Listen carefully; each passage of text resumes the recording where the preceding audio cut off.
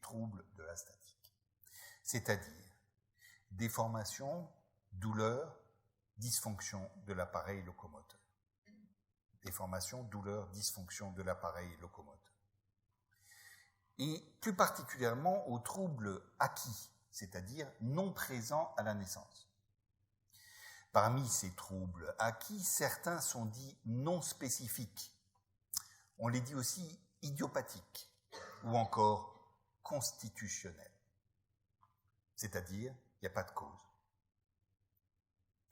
On va lui préférer ici le qualificatif de cryptogénique, c'est-à-dire qu'il y a des causes, mais elles sont cachées, cachées.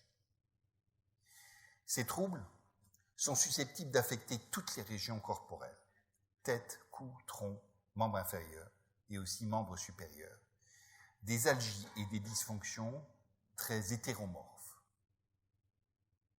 Et il y a aussi de très nombreuses déformations acquises du rachis et des membres dont l'origine est inconnue. Pas de cause identifiée, certes, mais de nombreux facteurs de risque qui sont, eux, incriminés.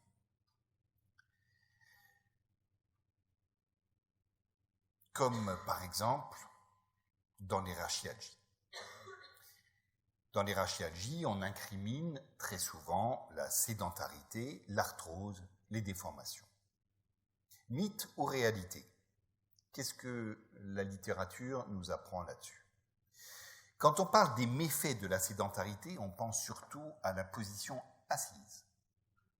On souffrirait parce que trop assis. Alors pour Klaus et Moseley, la position assise ne constitue pas un facteur de risque, pas plus que celui de la position debout.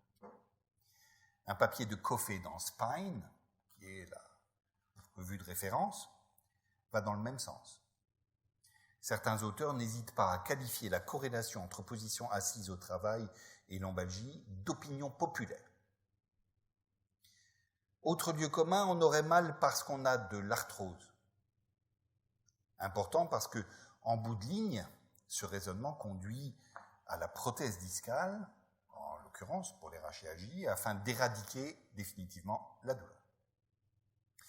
Pourtant, après cette chirurgie radicale, alors même qu'il n'y a plus de disque intervertébral et donc plus de discopathie, les douleurs sont toujours présentes. 47% de sujets lombalgiques étudiés par Savage et son équipe n'ont pas d'arthrose. Alors que 32% des sujets asymptomatiques en ont. On ne peut donc pas établir de lien de causalité entre les lésions objectivées par l'imagerie et les douleurs. On parle de dissociation anatomo-clinique. Ici, une arthrose vertébrale évoluée et pas de rachialgie. Mais sur la même personne, des douleurs terribles aux hanches, c'est pour ça qu'elle consulte, alors qu'il n'y a plus de hanches. Autre certitude populaire, on aurait mal parce qu'on se tient mal. Bon sens ou opinion populaire? La scoliose représente la déformation rachidienne par excellence. Eh bien, Suart et Weinstein ont montré que les scoliotiques souffrent plutôt moins que les sujets indemnes, au moins dans les premiers 2 tiers de la vie. Tout se passe comme si la scoliose avait une fonction antalgique. De très nombreuses publications montrent qu'il n'y a pas de corrélation entre déviation vertébrale et rachialgie.